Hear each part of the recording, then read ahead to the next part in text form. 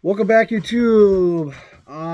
Just covering a few other topics. If you haven't seen the previous videos on the top tier fuel gasoline, also the Cadillac DeVille, the 4.9 liter, 299 cubic inch variant,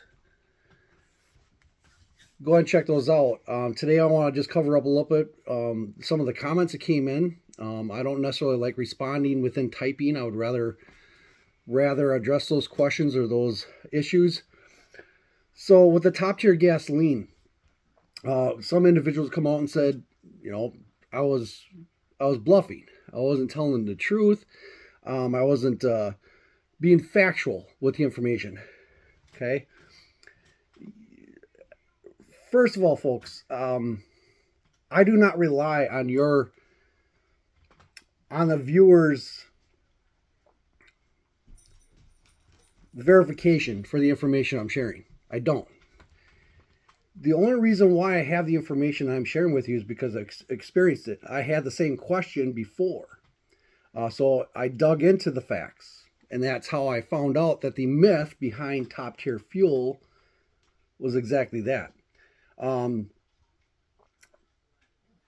in the automotive industry for as long as I have, fuel has been, a major issue. Going back to the 1980s, before I was an adult working in the shop, the cars that came in and how quickly the fuel filters would clog up if they ran a certain kind of fuel. My family, my parents and uncles and that, they believed everything was mobile. So whether it was mobile gasoline, mobile oil filters, mobile service stations, that was the only thing that our family used. In the late 1980s, in the early 1990s, when I started becoming more mature and getting into cars, not quite yet having my driver's license, driving go-karts and motorbikes and stuff like that, I started questioning what kind of fuel. When I would go get my fuel from the gas station, what was the difference in the octane rating? One was cheaper than the other. Obviously, with paper route money, was I buying the most expensive stuff?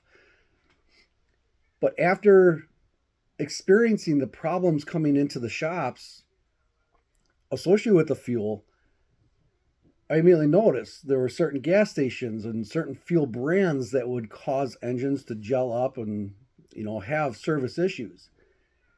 Same with oil.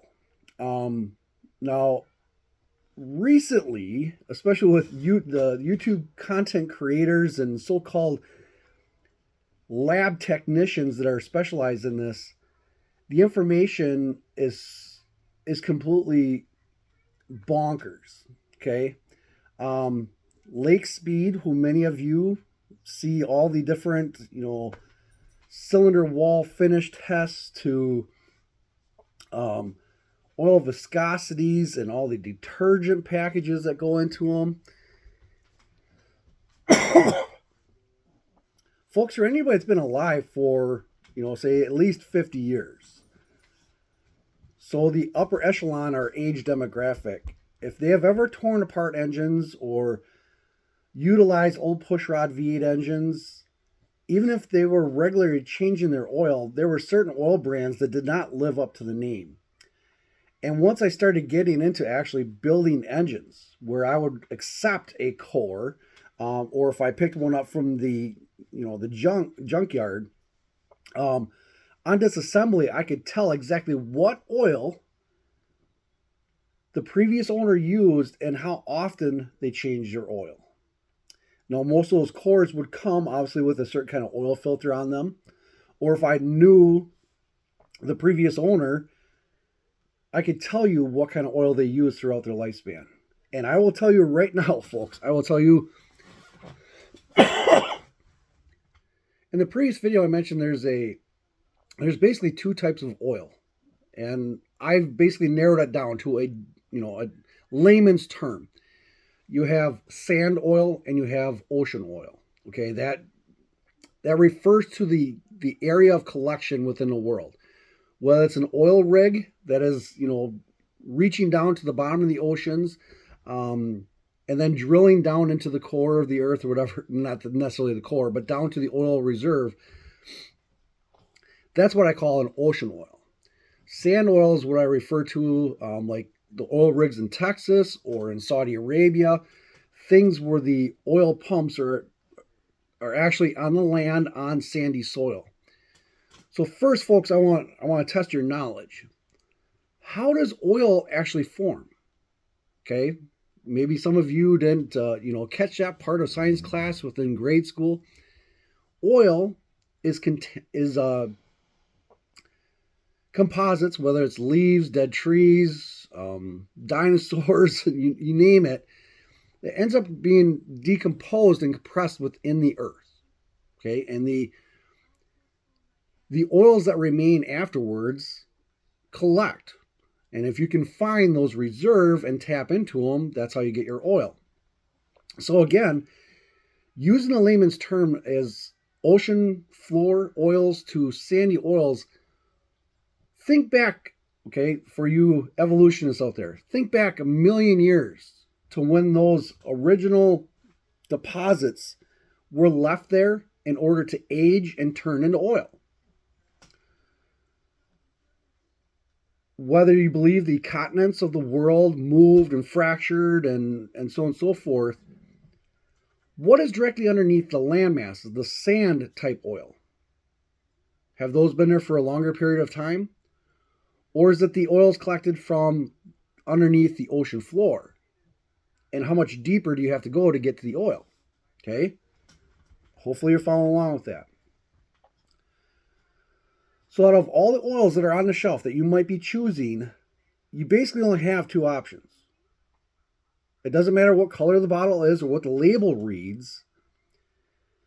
Depending on where the original crude oil is collected from, brought to a refinery, and there's multiple different refineries, how extensive their refining is, and which portion of the crude oil of separation from the thicker tar remnants that we put in and patch our holes across our streets and roads in the United States, to the lightest portion of the fuel, the gasoline, at the top portion of the refinery. That's what it is. It's the separation of the thickness of the crude oil.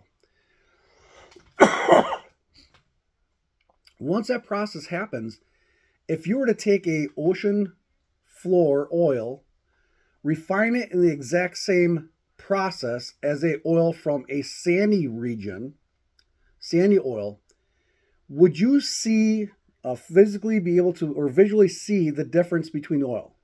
If they didn't tell you where it came from, even going through the exact same refinery process, could you tell which oil is collected from the ocean or one that's collected from sand? Yes, you can. So again, this information is not stuff I'm just making up out of thin air. I would have no interest in this stuff at all. This came out of when I was younger. One of my first jobs in the automotive industry was actually working for Walmart, believe it or not. So when I was 13 and 14 years old, I worked there seasonal time. So during Christmas time and when they needed a lot more laborers in the old Walmart, when Sam Walt was still alive, previous to becoming these super Walmarts. They handled pretty much every oil that was out on the market. And I would have customers coming into the automotive department, saying, can you help me out? Or, no offense here, but maybe some gals that didn't have a mechanical person with their family would come in and like, oh, my husband sent me in to get oil. Which one should I get? Okay. Obviously, growing up in a shop, I could say, okay, I know that these type of vehicles running this oil, they have issues. Where if you run this type of oil, it seems like it runs cleaner through an engine. And I could narrow every one of the bottles on the shelf down to whether it's a West Coast or an East Coast oil. So what I refer to as an East Coast oil is something that's collected from like Saudi Arabia. So OPEC countries, Iraq, so on and so forth. Those are the sandy oils.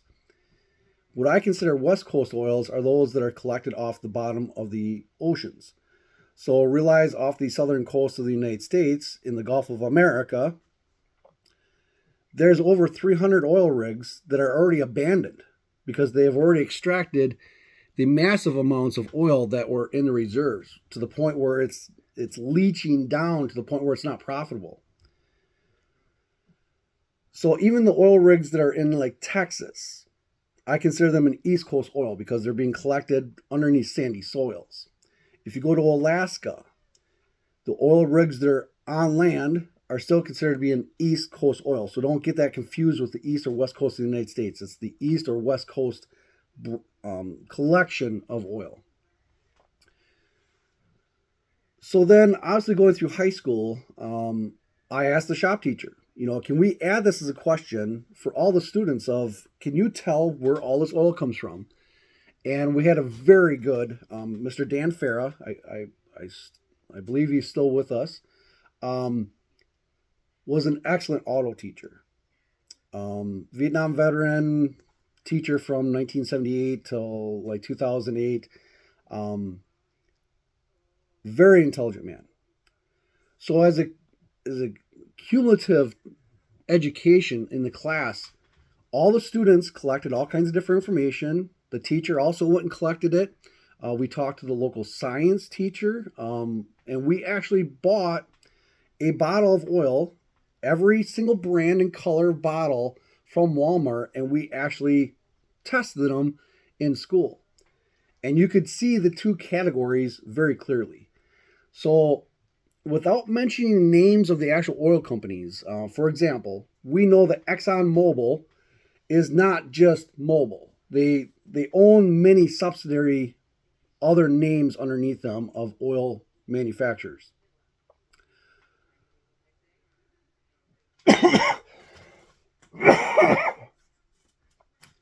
So even within the ExxonMobil family, they utilize both West and East Coast oils. But the bottle that you're purchasing within whatever brand it is within ExxonMobil determines which refinery it's coming from. So if you're getting OPEC oil from East Coast Saudi Arabian oils and they're being refined on the East Coast of the United States,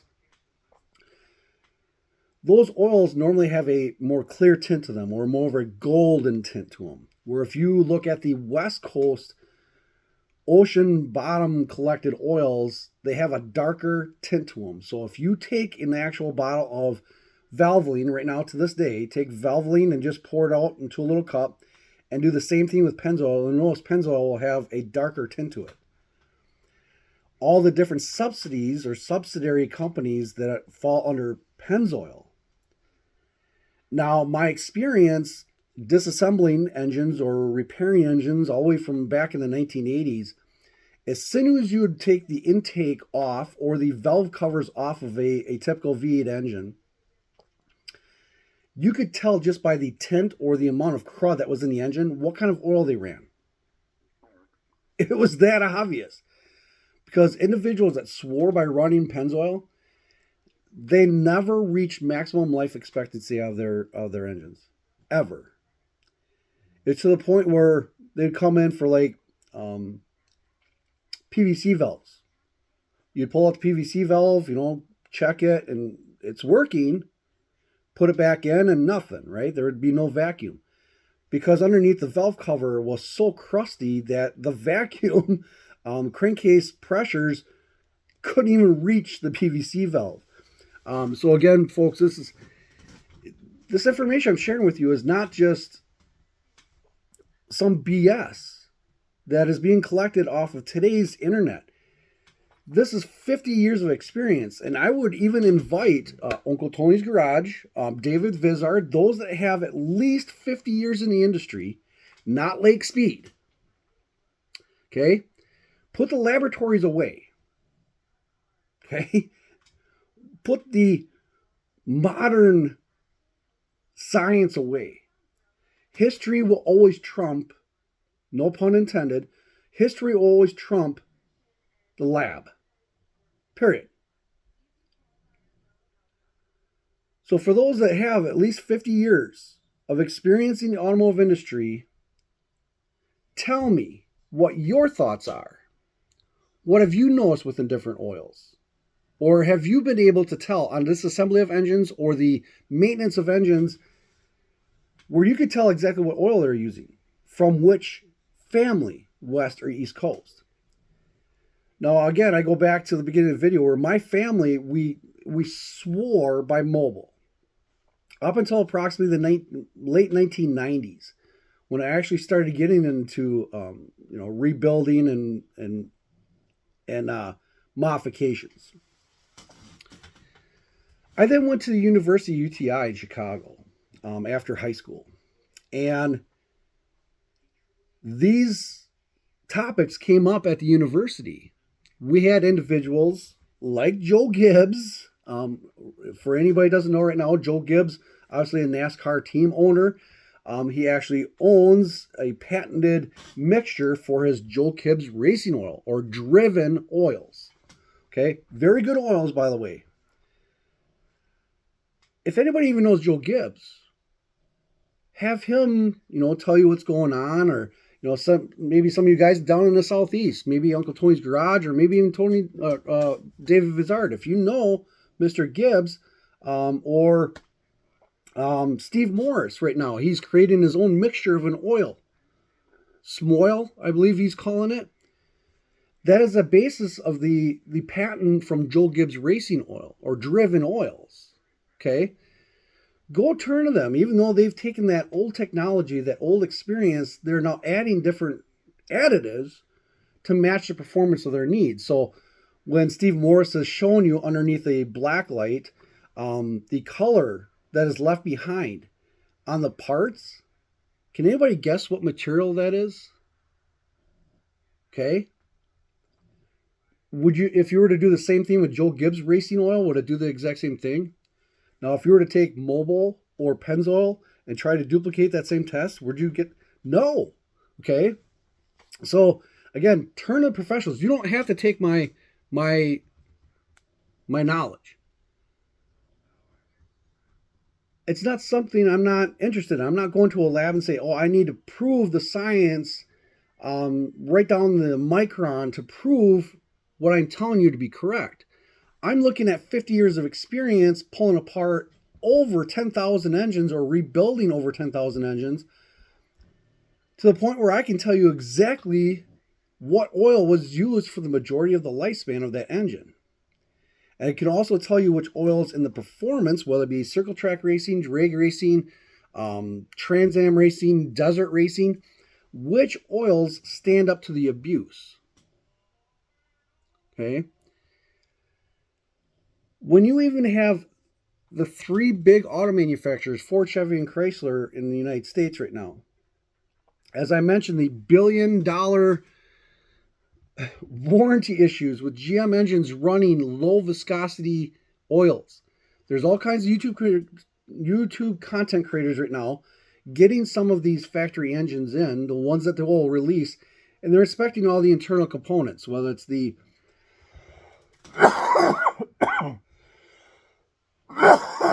excuse me, bearing clearances, cylinder wall or piston clearances, Brent from Likens Motorsports issue, right? To crankshaft journal finishes, right from the factory to the point where the lower viscosity 5 or OW30 oils are not being able to saturate the smaller or closer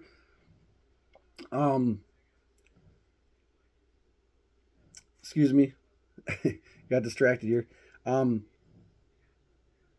The tighter tolerances for that oil to get into. Okay, folks, a lot of the components in all of our V8s that we might be working with, a lot of the parts are actually oiled by the gravity of the oil that is draining down into the engine. Even the crankshaft, while we're trying to reduce windage in high RPM engines, power robbing windage, even portions of the crankshaft, especially between the rods and the journals themselves on the outside, the crankshaft throws themselves to keep them from rusting. It is the oil that's being thrown around or collected while it's draining. If you have a circle track car where you're rebuilding the engine, so maybe 2 or 3 times a season, or you drag racers are rebuilding engines after every run,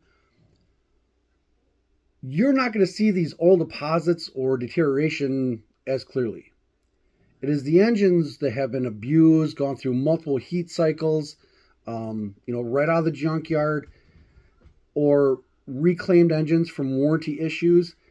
When you start diving into them, you can tell that the issues that's happening mechanically within the engine, while some of them, obviously in the past, we have proven the flat tappet lifter issues, it is the oil. So even though you have some of the brightest minds within the industry, like Lake Speed, saying, in our lab, we're proving all this, every piece of advice that they have proven inside the lab, other than additional horsepower, okay, because of the surface finish, more consistency, micro etching within the cylinder walls themselves, and the mating of the rings, the oils are not designed to increase lubricant. Okay? They're not. With the thinner oils and the thinner rings that most of our engines are utilizing today, they need the tighter tolerances, especially between the pistons and the cylinder walls, because the rings cannot control the amount of oil that makes into the combustion chamber. And things like our governing bodies and EPA, they measure what is coming out the tailpipe. So with these thinner oils, yes, they're thinner. So as the engine is rotating around, they're reducing the amount of windage that's causing power loss. They're also being able to be shed from the cylinder walls as the piston is traveling down. So yes, there's additional power there, but there's no way, and any engine builder out there is no way that today's oils can withstand the same abuse or last as long. The engines of today cannot last as long as what they did in the past. They don't. So no matter what's being told from the lab rats or oil geeks, it does not trump the proof that we've had over 60 years. So once again, in the comments, if you're saying, okay, do I believe everything in these videos? I had the exact same question as you. I did the research and I went and looked back as far as I possibly could within my experience and what's happening in modern day recalls. That information will always trump whatever is found in the lab.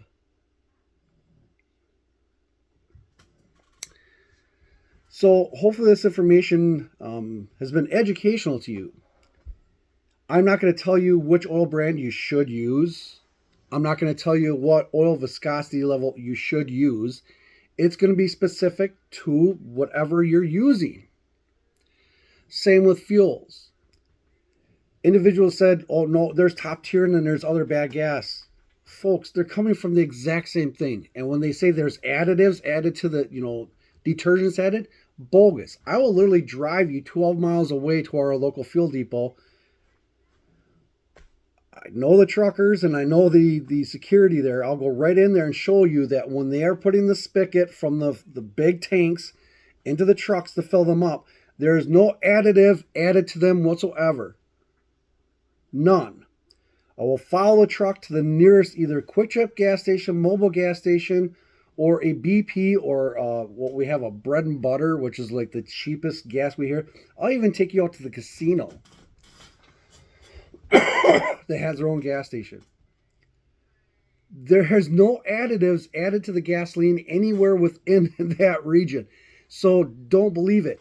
Even the state of Wisconsin, now it might not be the same in every state. This is where my home, Wisconsin, our governing bodies for fuel, every gas station, the fuel that's being brought in from the depot into the distributors to the gas station themselves is all the exact same gas. Yes, there's 2 grades, 2 octane ratings, and then within the pumps at your gas station, if you want the mid-grade, the 2 portions, the low octane, high octane, are mixed together to achieve that middle grade. So while 87 octane might include up to 15% ethanol, when it's mixed with a 93 that has no ethanol in it to combine for the mid-grade, say 89 octane, the 89 octane will have half the amount of ethanol as the 87 octane. So if it's 15, the 88 octane gasoline has approximately 7.5% ethanol. Okay, makes sense.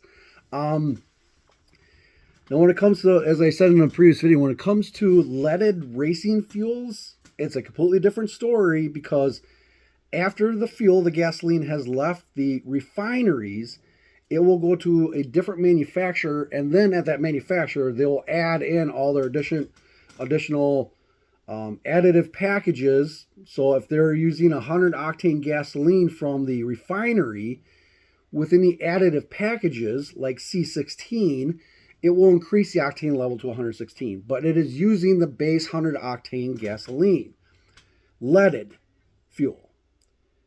So the difference between 108 octane turbo blue to 116 octane C16 fuel, that is the additive package. For your gas stations, it's all the exact same thing. Same with oils. You basically have two oils, West Coast, East Coast. They all go through the same refineries. Yes, some of that oil then from the refinery might go to another specific packaging plant where additives are added to the oil, but you are using a base of two oils. And it all comes from crude oil, just depending on where it's collected within a world.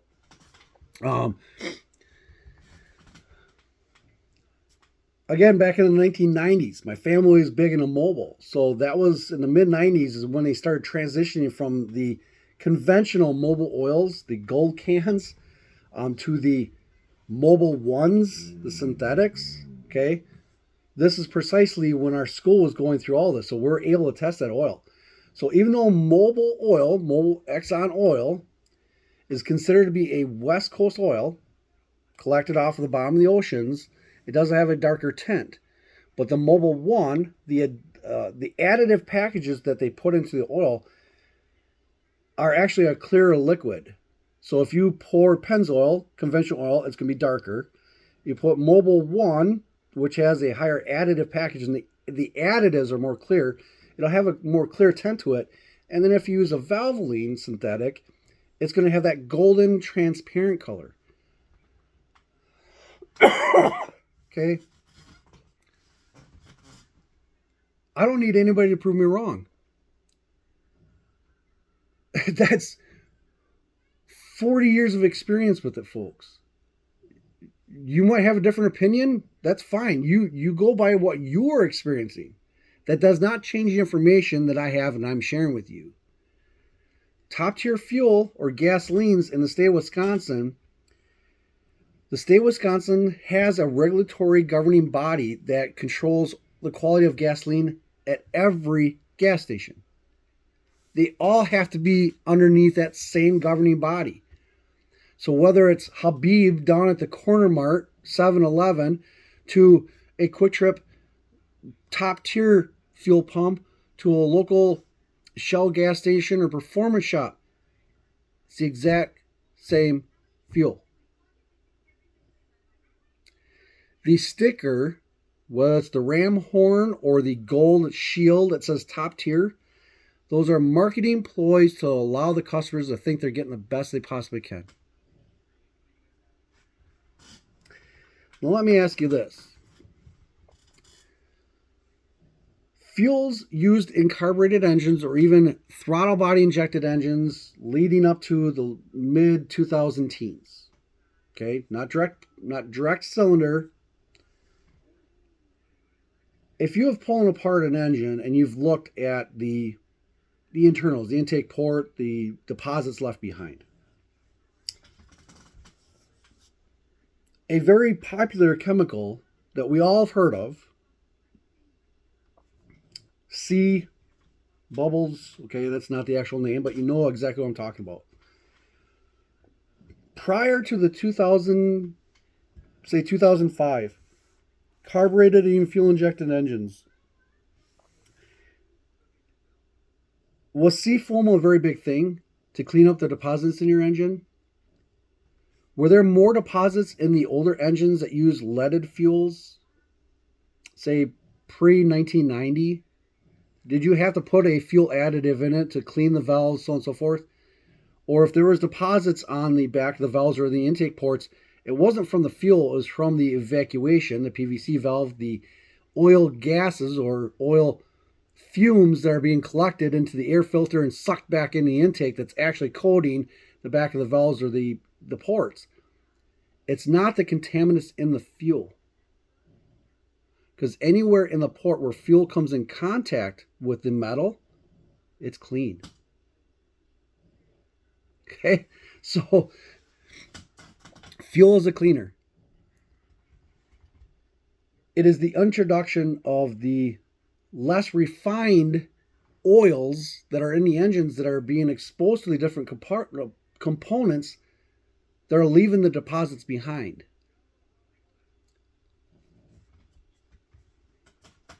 With that, I'm out of time. Or no, this is YouTube, sorry. I'm used to going to 31 minutes. So again, folks, this isn't just about gasoline, oil, okay? It stems to the tires that are on your vehicle. You might say, oh, we prefer running Firestone tires. Another individual, no, we want Goodyear tires.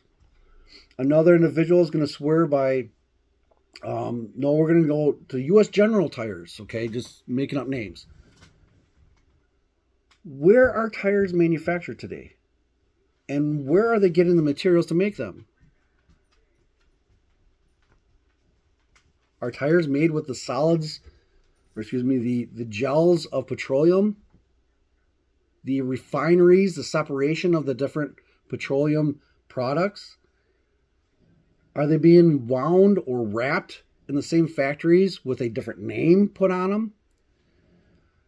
When I created this video, I was thinking about baseball gloves. Obviously, a huge baseball fan, whatever, coach. My son is looking for a new baseball glove. Okay, he's gotten to the point where he's worn out 3 baseball gloves already, folks, and he's an excellent ball player. Going to the local sports store, thinking what brands do they have on a shelf, whether it be Rawlings, Wilson. What I found is that when you go online, you go back, say, 15 years, and you had all kinds of different glove manufacturers. Cooper, Franklin, Rawlings, Wilson, Louisville Slugger, okay? And there was a major difference between all of them. Features within the baseball gloves were different. Realizing since the late 2010 to 2015, Rawlings and Wilson has bought out all of these smaller companies. They've consumed their competitors. So when you're buying certain brands of the Wilson baseball gloves today, it's actually a copy or mold of a Louisville Slugger. Okay? If you're buying a Rawlings, or excuse me, if you're buying a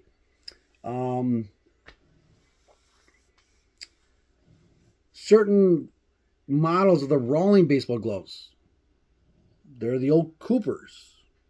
Okay, because they bought them out. All the leather is being tanned in basically the same factories for either one of the manufacturers or the subsidiary companies. I'm using it as an example, the same to compare to our engine fuels. They go through the exact same process. If you go back far enough through the process of fuel making, they're identical. They come from an original source.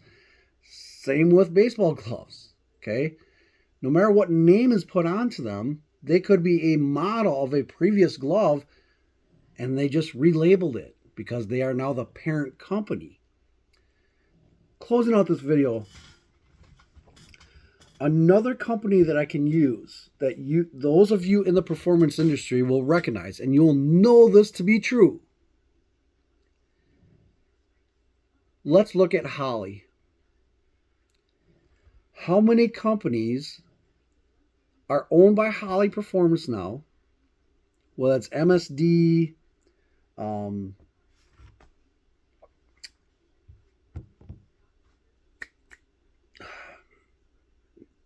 Barry Grant, all the electronics, all the components that you might be buying for your hot rod, how many of them are actually companies owned by Holley?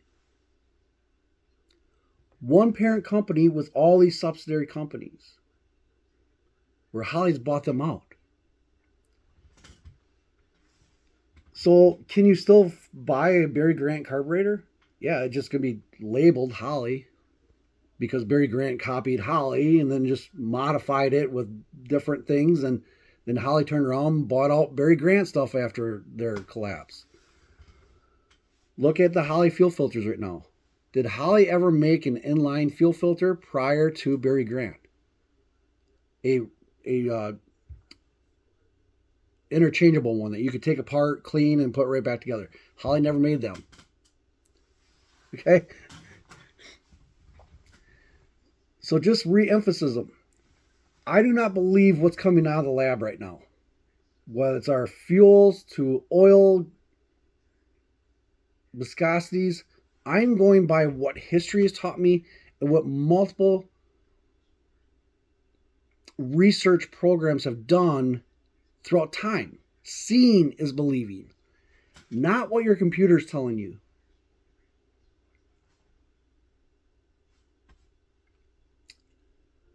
Even some of you are right now, this video kind of stemmed from fuel economy from Uncle Tony's Garage, talk about the top tier that they got more fuel economy.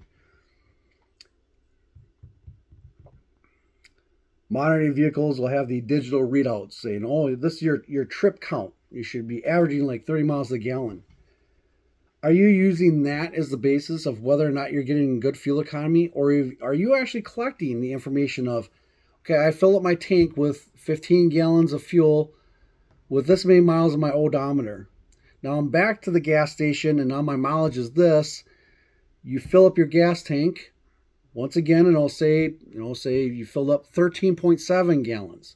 Are you actually doing the conversion charts to see what kind of average fuel economy that you've gotten? Because I can guarantee if you do it that way, you will not see that you have gained any additional economy by running a top tier fuel, especially in the Great Lakes region where Minnesota, Illinois, Wisconsin, Michigan, they have their own state regulatory programs that every one of our gas stations have to use a certain quality of gas. The only places where you're going to find gas to be disruptive to your automobile is the actual age and maintenance done on the fuel tanks at your gas station. If your gas station has been around since the 1980s and they have not replaced their fuel tanks, you are getting rust residue in your fuel. Even if it's not the particles because of the filters, the actual rust will dissolve within the gasoline and be put into your engine. If you have a brand new gas station being built, say in Pennsylvania, as one of my commenters mentioned, brand new Quick Trip being built in Pennsylvania, realize those gasoline tanks are also coated for anti-rust reasons and so on and so forth. When they are first filled up, for about approximately the first 2 years of its life, your gasoline will have some of that residue of that coating in your fuel. And as the tank ages, the more sediment and the more crud you're going to get in your fuel. So again, knowing the age of the gas station you're using, how fresh and often they get the fuel. If there's a lot of cars going through every single day, use that gas station. Because there's a constant revolution of the fuel, fresh fuel and old fuel in the tank. Fuel is a cleaner. So a full tank, small, full tank, empty, full tank, empty. The fuel will help preserve the actual tank. And the more fresh that fuel is. Okay? That's going to give you a better performance out of every gallon of fuel that you purchase.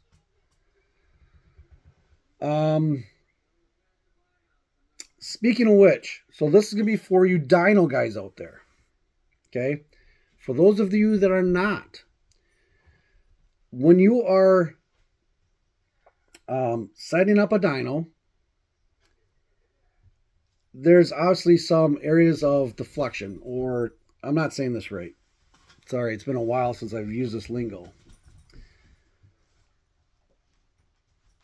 When you're setting the dyno itself to read as accurate as possible so that it's the same across the board, the fuel that you are putting in the gas tank will also determine the results of the dyno. Okay? So, in order to calibrate, that's the word I was looking for. In order to calibrate a dyno session, you need to put in the type of fuel that you're going to be running for the test. So you take out your beaker, get a certain amount, and you weigh it. The weight of that fuel compared to a different fuel is going to change the calibration of the dyno. Truth. You can go to 3 or 4 different gas stations, buy 87 octane, being this is the exact same fuel, put it in a beaker, say that you have to collect 100 grams. You compare the weight of 100 grams to 100 grams of another fuel, to another fuel, to another fuel, and the dyno will be calibrated to that type of fuel. It will calibrate to the atmospheric pressure through the carburetor hat. It'll calibrate the oxygen sensor within the exhaust sensors, and that is utilized to find the actual output of the engine. If you are using a gas tank full of a certain kind of fuel that you have calibrated, and then you come back and put in a different fuel, the calibration of the dyno will be off. So Eric Weingartner, he mentioned, we just put a little 10% of leaded fuel into the gasoline because we're starting to creep up on the timing, so we're worried about detonation. The addition of that additional leaded racing fuel has now just changed the calibration of your dyno numbers. So when you see a 2 or 3 horsepower gain back-to-back dyno sessions between using 2 different fuels, it is not necessarily the engine producing more power. It is the calibration of the dyno is now different. Again, folks, I had the same questions as you have. I've had the same individuals come out and say, oh, gasoline's better at Mobil, or Pennzoil is better than, this oil.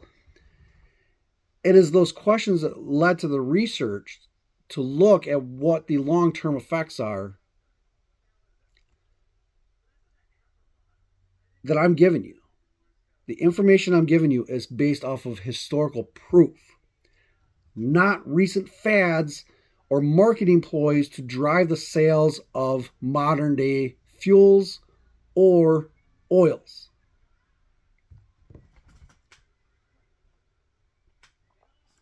When I got into running my own shop and my own dyno rooms, my own CNC, own mechanic shop, having to deal with manufacturer recalls, the information I collected all the way back in the 1990s through high school was only confirmed.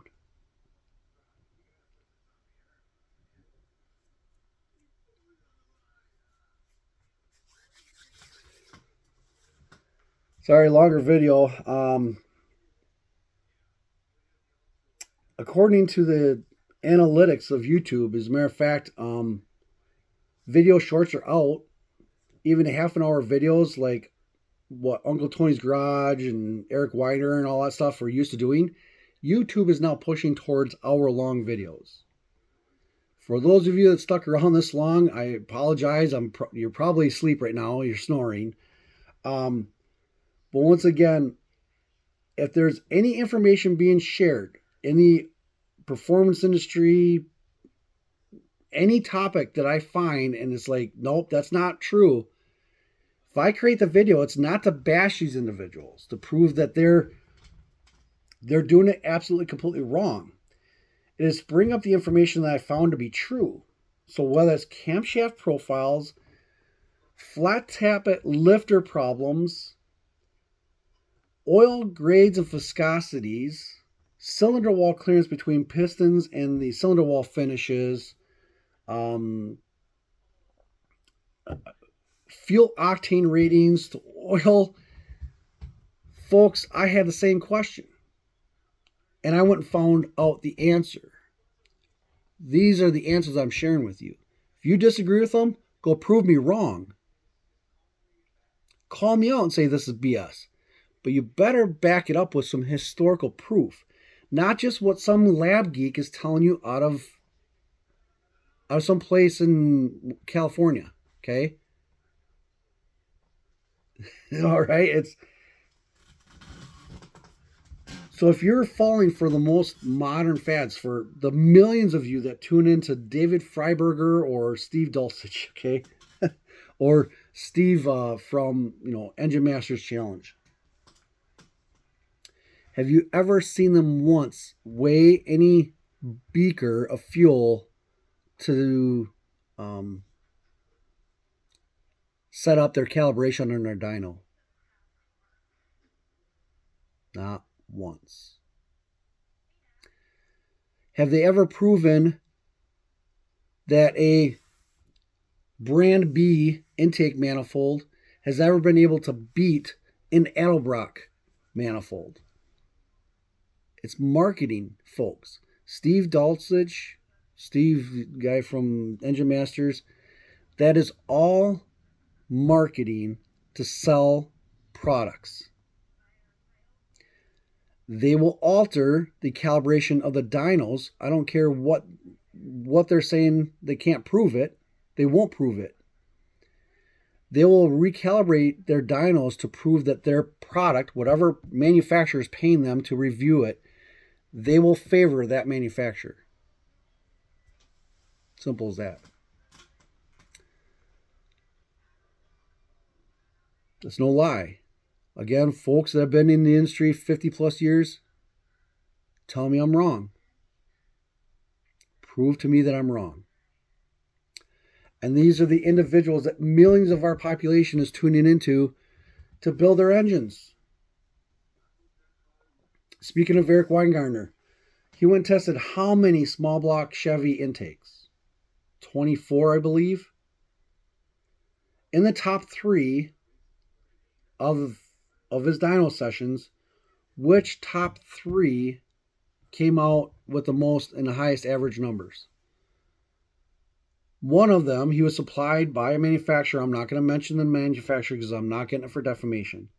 But out of the 3 top intakes that he's talked about, approximately the one that came in second overall has never proven to outdo another intake compared side by anybody else.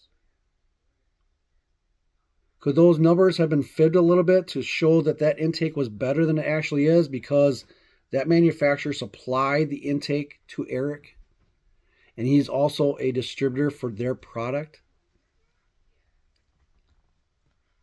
Don't fall for the BS. Well, yes, some of the intakes tested out very well. One of the best intakes out there that I have over 1,000 dyno sessions proving that it's one of the better intakes, Eric had at the bottom of the list. That's how I could tell it's bogus. So with that, it's not being a hater. I actually think Eric Weingartner is a good guy. Okay? He's a family man. He works hard. I have nothing against him personally.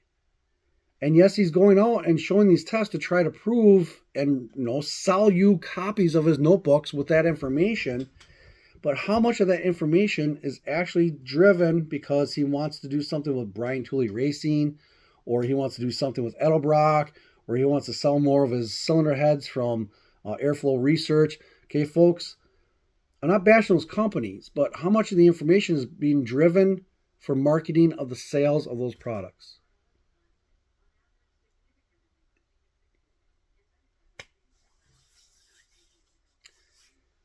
That's business, folks.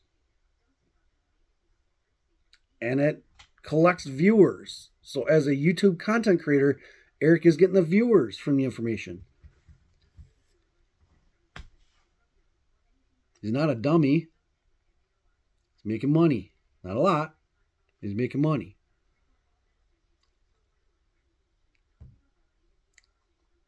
Does his performance at the track show?